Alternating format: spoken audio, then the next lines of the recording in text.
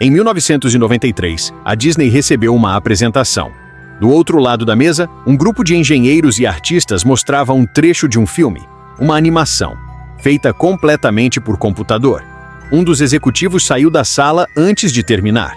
2 anos depois, esse mesmo filme arrecadou 373 milhões de dólares. Alterou o modelo de animação de 50 anos de tradição e forçou a Disney a fechar um dos seus estúdios.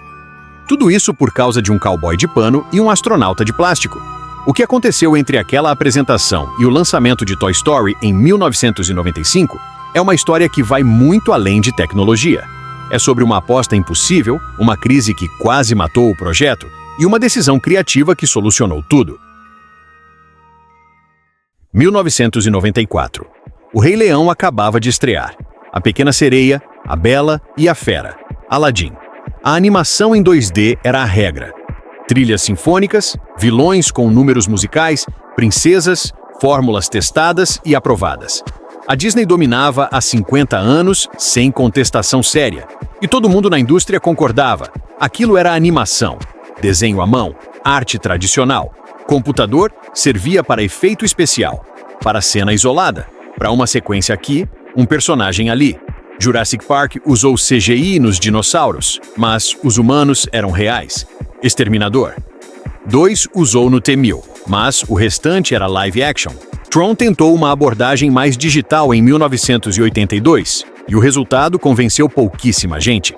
Ninguém tinha feito 81 minutos de filme inteiro, do primeiro ao último quadro, gerado dentro de um computador. Nem tentado de verdade, exceto um estúdio pequeno em Point Richmond, na Califórnia, que a maioria das pessoas nem sabia que existia. A Pixar Animation Studios tinha 24 funcionários quando começou Toy Story, uma empresa jovem, então presidida por um cara chamado Steve Jobs. Sim, ele mesmo. Para comparação, O Rei Leão, lançado no ano anterior, exigiu 800 pessoas e 45 milhões de dólares. A Pixar faria seu filme com 30 milhões e uma equipe que cabia num auditório pequeno. Só que o problema real não era gente, era tempo de processamento. Cada quadro de Toy Story, e são 114.240 quadros no total, levava de 45 minutos a 30 horas para ser renderizado, dependendo da complexidade da cena. Pensa assim, a equipe não estava apenas produzindo um filme, estava inventando uma nova forma de fazer cinema. Eles criavam os problemas e precisavam inventar soluções logo em seguida. Não existia manual, não existia ninguém para pedir ajuda. Uma única cena com iluminação complexa, reflexos no chão, sombras dinâmicas. 30 horas só para calcular aquele segundo de animação. Para fazer o filme inteiro, a Pixar montou o que chamavam de Render Farm. 117 computadores Sun Microsystems rodando 24 horas por dia, sem parar. O resultado? 800 mil horas de processamento de máquina. Ritmo de produção, 3 minutos de filme por semana. E o Woody, o personagem principal, tinha 723 controles de movimento. Só para o rosto, eram 212. Para a boca, 58. Os animadores levavam até 8 semanas para fazer 8 segundos de animação facial. 8 semanas, 8 segundos. Isso não é fazer um filme. É construir um relógio suíço à mão, peça por peça, quadro por quadro, durante 4 anos. A Pixar tinha um problema gigante que não sabia como resolver. E a solução veio de onde ninguém esperava. Em 1995, fazer a pele humana em computação gráfica ficava horrível. Havia um nome técnico para isso: Vale da Estranheza. O ponto onde algo parece quase humano, mas não humano o suficiente, e o seu cérebro rejeita automaticamente. Cabelo? Um desastre. Movimento orgânico do corpo? Robótico. A Pixar estava presa nesse problema. Se fizesse um filme com personagens humanos, o público não acreditaria em nada. Então, o diretor John Lasseter teve a ideia que salvou tudo. E se a história fosse sobre brinquedos? Plástico? Computador adora renderizar plástico. Madeira? Fácil. Metal? Borracha? Tecido rígido? Perfeito. O que era uma limitação técnica virou a identidade visual do filme inteiro. Tom Schumacher, vice-presidente da Disney Animation na época, disse exatamente isso. Não poderíamos ter feito esse filme em animação tradicional. Esta é uma história que só pode ser contada com personagens brinquedos tridimensionais. A maior fraqueza tecnológica da Pixar virou a maior força criativa do filme. Lasseter impôs uma regra narrativa rígida. Todo comportamento dos personagens precisa fazer sentido dentro do universo de um brinquedo. Quando Woody e Buzz caem, eles não voam, mas sim caem com estilo. Quando precisam se locomover, usam skates, carrinhos ou se penduram. Quando Andy entra no quarto, eles desmaiam em pose de brinquedo. Essa consistência interna criou um universo crível. O público acreditava que aqueles brinquedos poderiam, de fato, viver assim quando ninguém estivesse olhando. Essa foi uma das maiores sacadas de construções de mundo da animação moderna. Mas antes, você precisa saber do dia em que quase acabou tudo. 1993. A Disney recebeu uma primeira versão do roteiro. O Woody original não era o cowboy gentil que você conhece. Era cínico, arrogante, grosseiro, manipulador. Uma versão amplificada dos piores traços de um líder inseguro, alguém que humilhava os outros brinquedos para manter o controle. A Disney viu aquilo e parou tudo. Aquele dia ficou conhecido internamente pelos produtores como a Sexta-feira Negra. Woody era tão antipático que a produção foi suspensa até que seu personagem fosse recriado e aprovado pela Disney. Para evitar o fracasso do projeto, Steve Jobs teve que financiar o filme até que a Disney voltasse a apoiá-lo. A Pixar tinha 90 dias. Reescrever o roteiro do zero ou o projeto seria cancelado permanentemente. Mas antes de continuar, se você está gostando, ajude o canal deixando o gostei e se inscrevendo. É fácil, rápido e de graça. Vamos lá! A equipe jogou fora meses de trabalho. Chamou Joss Whedon para ajudar na reescrita. Trabalhou sem parar. E o que saiu desses 90 dias não foi só um personagem mais simpático. Foi a fundação narrativa do filme inteiro. Um herói com falhas reais, que comete erros reais, mas que no fundo quer fazer a coisa certa.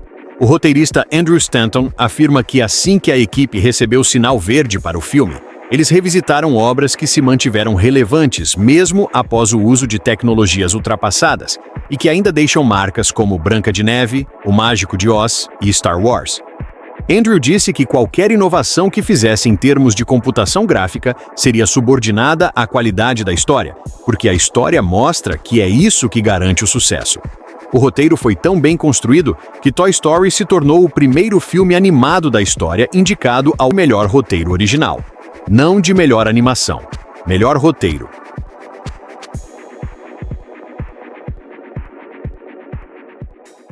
Novembro de 1995. Toy Story estreia.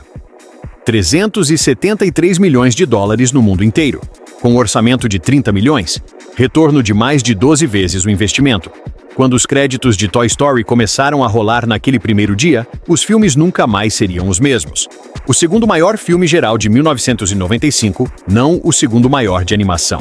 Hollywood entrou em pânico. A corrida começou imediatamente. DreamWorks lançou Formiguinhas em 1998, Shrek em 2001, A Era do Gelo veio em 2002, Madagascar em 2005.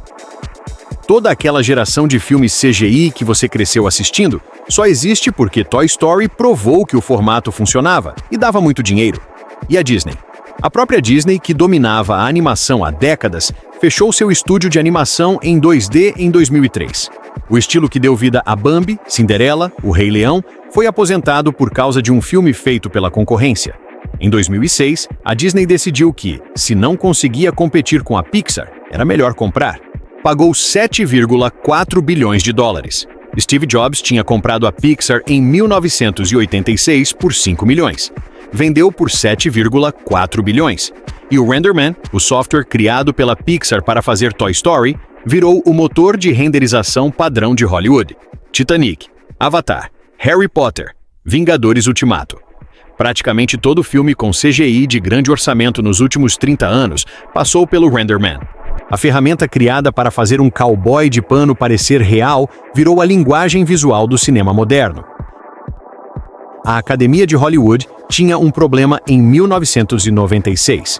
Não havia categoria de melhor filme de animação, e Toy Story não cabia em nenhuma outra categoria de forma justa. A solução foi criar um Oscar especial. John Lasseter recebeu um prêmio especial da Academia pelo seu pioneirismo, criado especificamente para reconhecer o primeiro longa-metragem em computação gráfica da história. Só em 2001, a Academia criou a categoria de melhor filme de animação, diretamente por causa do que Toy Story representou. Em 2005, 10 anos após o lançamento, Toy Story entrou no National Film Registry da Biblioteca do Congresso dos Estados Unidos, reconhecido como obra de importância cultural, histórica e estética permanente. Foi um dos 6 únicos filmes da história a receber esse reconhecimento no primeiro ano em que era elegível. Toy Story 3 chegou em 2010, 15 anos depois do original. As crianças que viram o primeiro filme tinham agora 20 e poucos anos, e o filme tratava exatamente disso. Andy vai para a faculdade. Os brinquedos ficam para trás.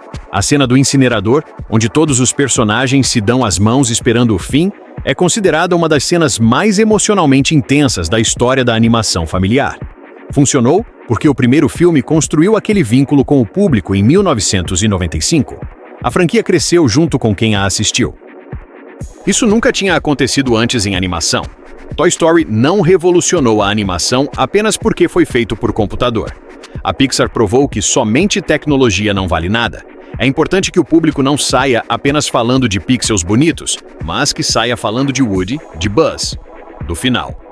A Pixar entendeu antes de todo mundo que a história vem primeiro, sempre, que a ferramenta serve à emoção, e nunca o contrário. O professor de animação Antônio Fialho explica: a temática da insegurança, gerada pela consciência dos próprios brinquedos de que tudo é passageiro, ao se depararem com a iminência de serem substituídos, é uma abordagem corajosa para um filme comercial de animação. Ciúme, identidade, medo de irrelevância. Não é história de brinquedo, é história humana. As vendas de brinquedos explodiram, porém, mais que vender brinquedos, Toy Story mudou o significado dos brinquedos. Crianças passaram a olhar para seus próprios brinquedos de outro jeito. Adultos voltaram a valorizar o que tinham guardado na caixa. O filme criou uma nostalgia retroativa, algo raro. E essa lição, 30 anos depois, ainda é o que separa um bom filme de animação de um inesquecível. Sem Toy Story, não existe Procurando Nemo. Não existe Divertidamente. Não existe Viva a Vida é uma Festa. E muito provavelmente a animação ocidental teria entrado numa crise muito mais profunda nos anos 2000. Um cowboy de pano e um astronauta de plástico. 30 anos de cinema. Agora eu quero saber de você. Qual cena de Toy Story mais ficou na sua cabeça? A crise existencial do Buzz? O incinerador do terceiro filme? A primeira vez que Woody percebe que não é mais o favorito do Andy? Comenta aqui embaixo. E como não custa nada, se você gostou, deixa o like e inscreva-se no canal, é de graça.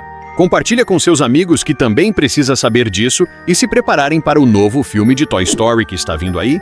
Obrigado e até a próxima!